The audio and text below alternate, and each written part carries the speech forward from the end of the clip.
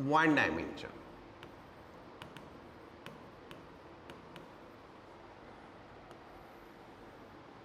Right, मैं description नहीं लिख रहा हूं, अंडरस्टूड है, मैं फिगर में डिस्क्राइब कर रहा हूं तो उसी से समझ लेना। m1 moving with speed u1 and m2 moving with speed u2, दोनों सेम लाइन में सेम डायरेक्शन में, that is before collision. Then collision हुआ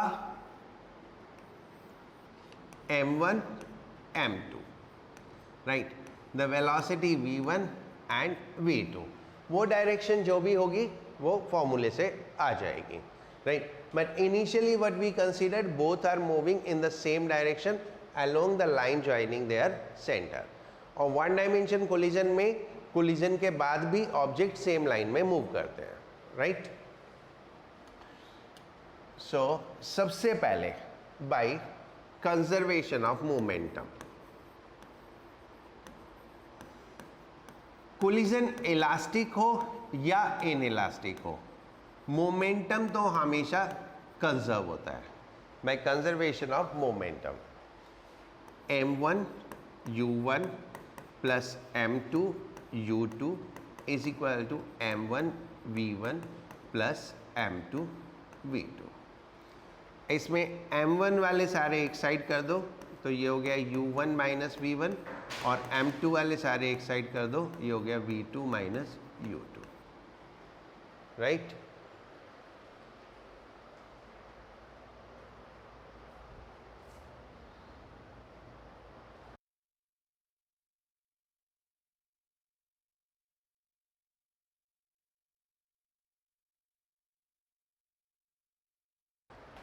क्या बोल रही रिया?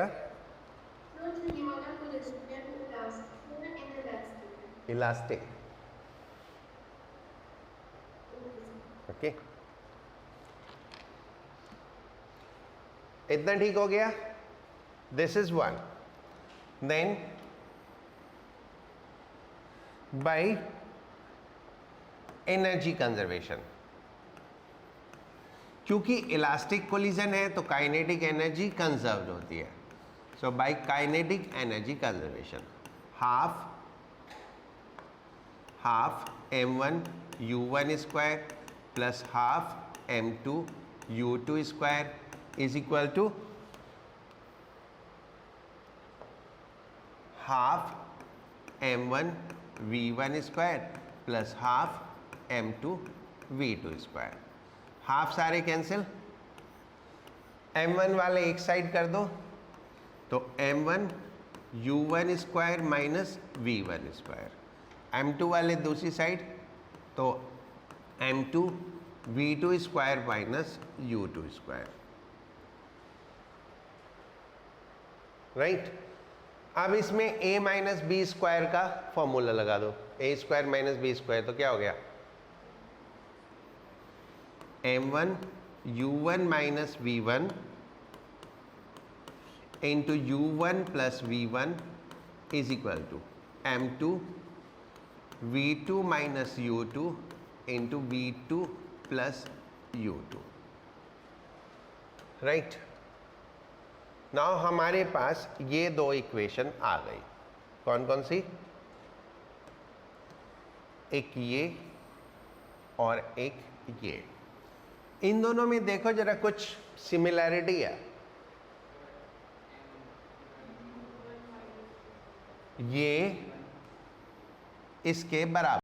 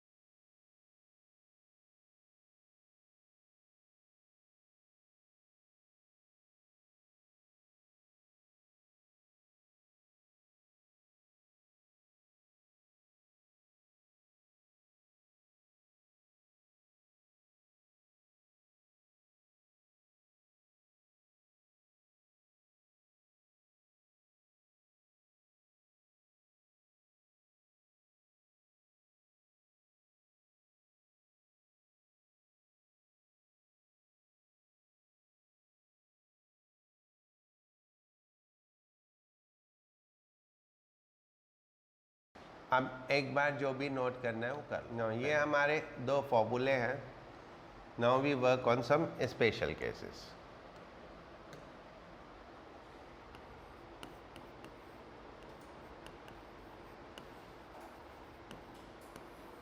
First, m1 is equal to m2 is equal to m मान लिया हमने, राइट। यानी दोनों जो बॉडीज है वो आइडेंटिकल है, आइडेंटिकल बॉडीज और इलास्टिक कोलिजन है। तो v1 कितना होगा, m1 माइनस m2 इक्वल है तो 0 हो गया, plus 2m u2 upon 2m cancel, तो v1 is equal to u2, then v2 is equal to, ये तो 0 हो गया, m2 और m1 इक्वल है, तो 0 plus 2m u1 upon 2m, तो v2 is equal to u1, right. that is velocities interchange, velocities interchange। जो वेलोसिटीज हैं वो चेंज हो गई, जो फर्स्ट की वेलोसिटी थी बिफोर कोलिजन वो सेकंड की हो गई आफ्टर कोलिजन, और जो फर्स्ट की जो सेकंड की बिफोर कोलिजन थी वो फर्स्ट की हो गई। देखो v1 is equal to u2 and v2 is equal to u1। तो ये ध्यान रखना है, जब आइडेंटिकल बॉडीज हो, इलास्टिक कोलिजन हो, तो वेलोसिटीज इंटरचेंज हो जाएंगे, correct. Now second, sir m1 m2 की बात कर रहे हैं, कहाँ पे, ये m से मान लिया, मतलब मान लिया कि ऐसा है, ओके। सो ये दोनों बॉडीज का मास इक्वल है? हाँ, दोनों बॉडीज का मास इक्वल है, okay.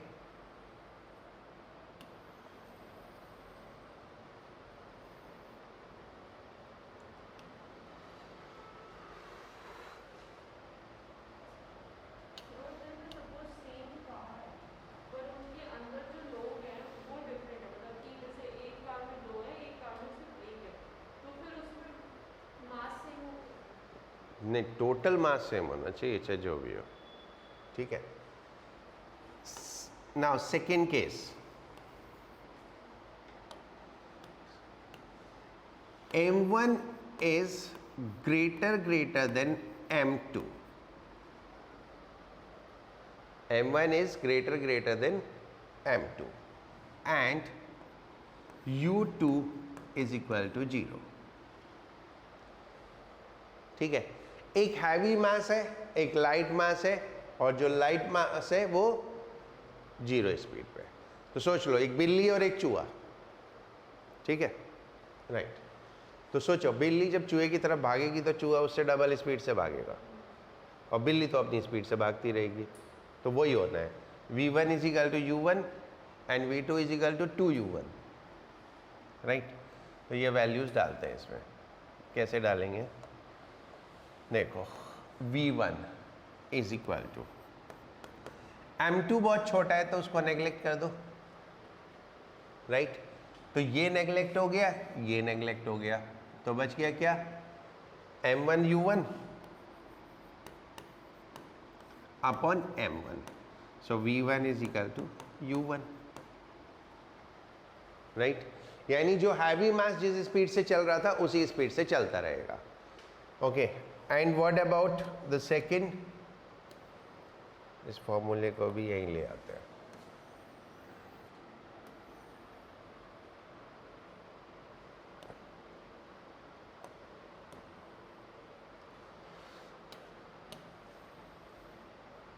Then look on to this v2, m2 को नेग्लेक्ट करना है, तो ये हो गया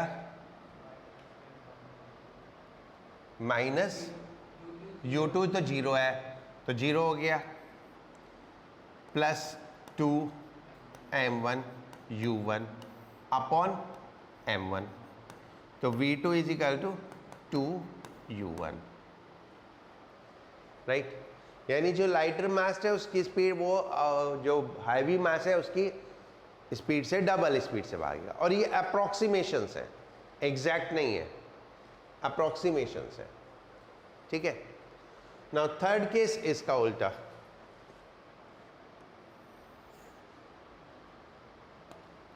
third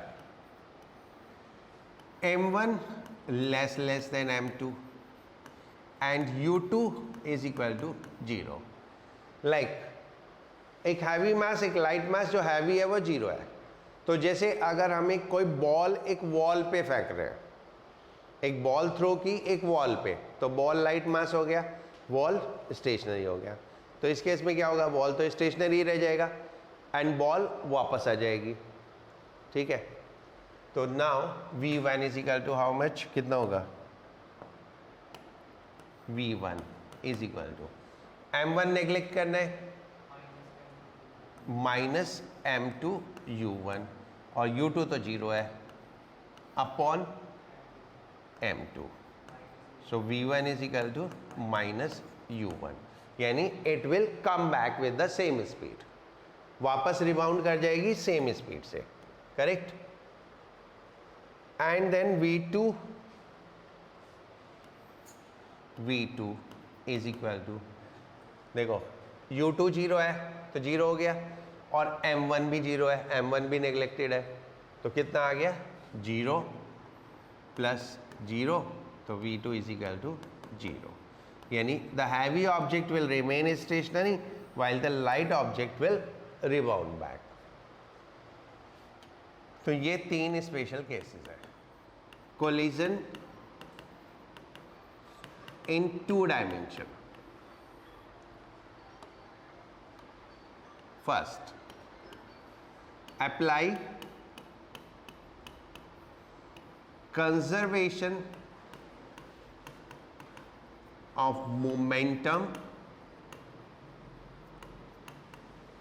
in vector form by taking component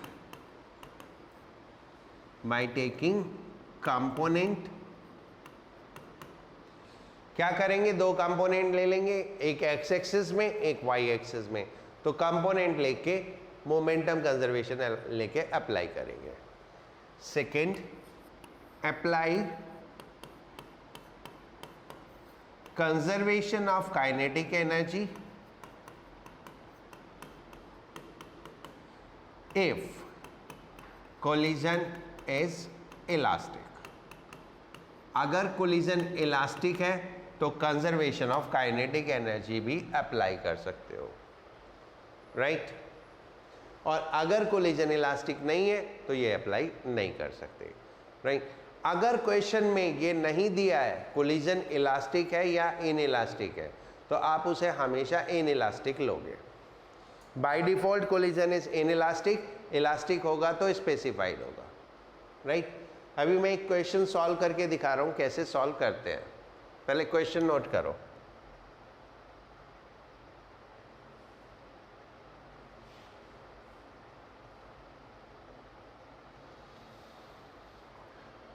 लिखो,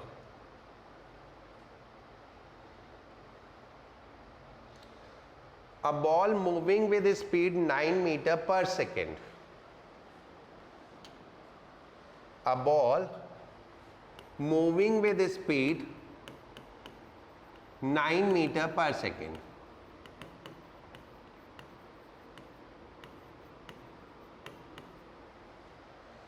collide with identical stationary ball, collide with identical stationary ball. एक तो बॉल्स आइडेंटिकल हो गई और दूसरी बॉल रेस्ट पे है। Collide with identical stationary ball such that after collision both balls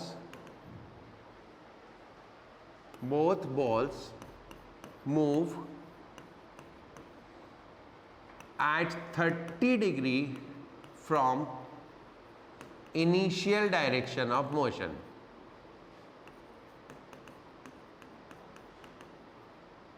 Initial direction of motion. Find velocities after collision. Find velocities after collision. Right ये हमारा क्वेश्चन है, इसको सॉल्व करना है हमें। v1 स्पीड v2 स्पीड निकालनी है and it is not given that the collision is elastic, so we will not apply the kinetic energy conservation. So only thing we need to apply is conservation of momentum. Right, सबसे पहले photo बनाओ.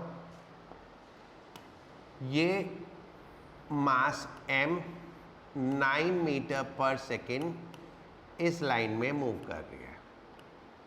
ठीक है, इस line में ऐसे move कर रही है. यहां कहीं दूसरी बॉल होगी जो कि सेंटर मैच नहीं कर रहे होंगे, तभी तो 2 डायमेंशन होगा. ठीक है, अगर सेंटर मैच कर जाएंगे तो 2 डायमेंशन नहीं होगा. तो ये सेंटर मैच नहीं कर रहे होंगे.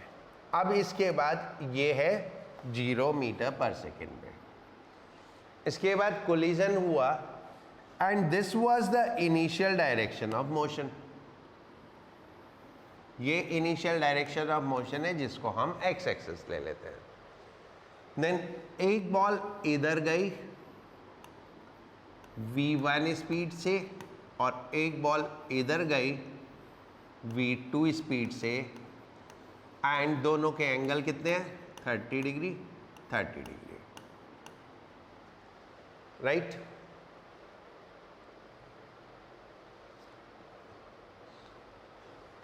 अब हमको कंपोनेंट फॉर्म में कंजर्वेशन ऑफ मोमेंटम लगाना है. तो कंजर्वेशन वो कंपोनेंट फॉर्म में हमको वेलोसिटीज चाहिए. सो u1 पहले वेलोसिटीज कल चेक कर लेते हैं. m1 m2 तो m के बराबर हो गए. Right, u1 x is 9. u1 x is 9 क्योंकि इनिशियल डायरेक्शन ऑफ मोशन हमने क्या मान ली? x.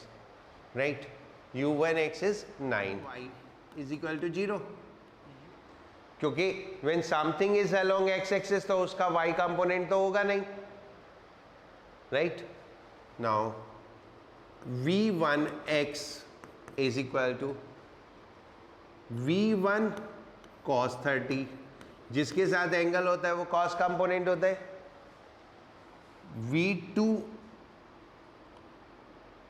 v1y is equal to v1 sin 30.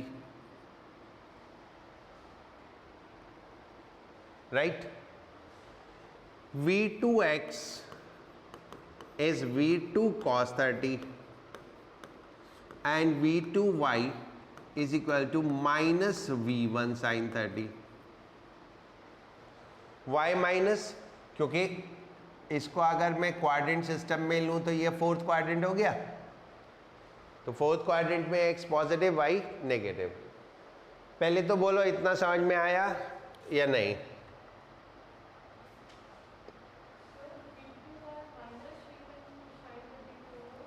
v2 होगा.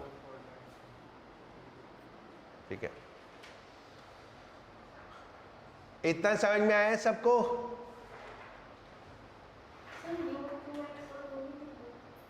u2x u2y 0 क्यों? बिकॉज वो रेस्ट में है तो इसलिए मैंने उसको लिखा नहीं. u2x u2y क्योंकि वो ऑब्जेक्ट ही रेस्ट में है तो उसकी सारी वेलोसिटीज 0 हो गई. ठीक है, इतना समझ में आ गया सबको? Now conservation of momentum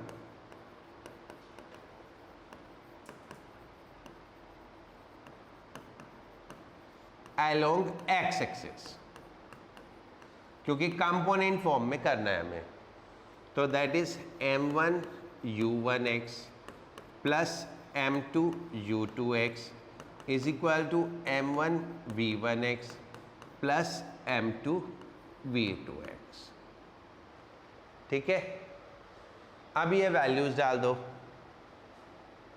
m into 9 क्योंकि मास तो दोनों बराबर है, m into 0, m into v1 cos 30 की वैल्यू रख दूं √3/2 प्लस m v2 √3/2।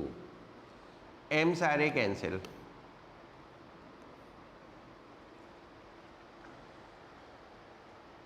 m सारे कैंसिल हो गए। नाउ √3/2 दोनों में कॉमन, तो v1 plus v2 is equal to 6√3। v1 plus v2 is equal to 6√3। यहां तक देखो ठीक है क्या?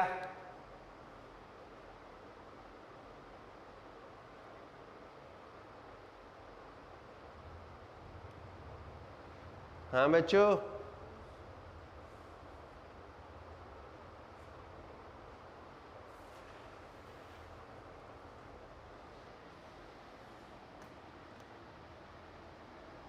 now conservation of momentum along y-axis.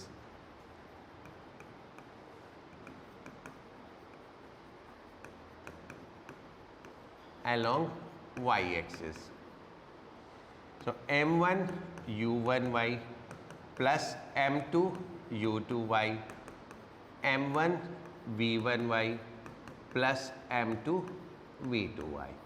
Actual में क्या होता है, जब दो डायरेक्शन में कंपोनेंट हो गए तो दो इक्वेशन बन गई और दो इक्वेशन से दो वैल्यू सॉल्व हो जाती है।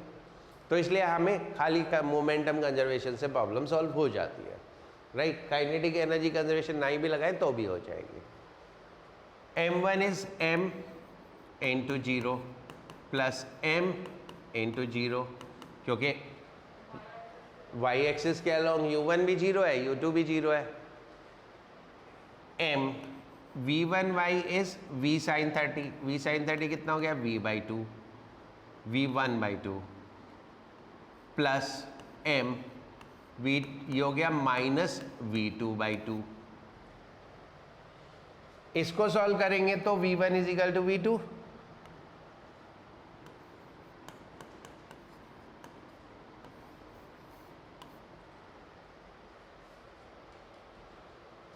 इसको सॉल्व किया v1 is equal to v2, v1 is equal to v2 यहां लगाया तो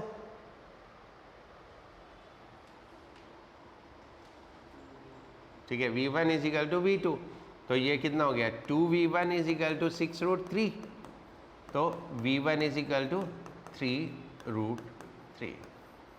सो ये क्वेश्चन मैंने आपको किया इस बताने के लिए कि कैसे सॉल्व करते हैं, इनका कोई स्टैंडर्ड मेथड नहीं है, राइट।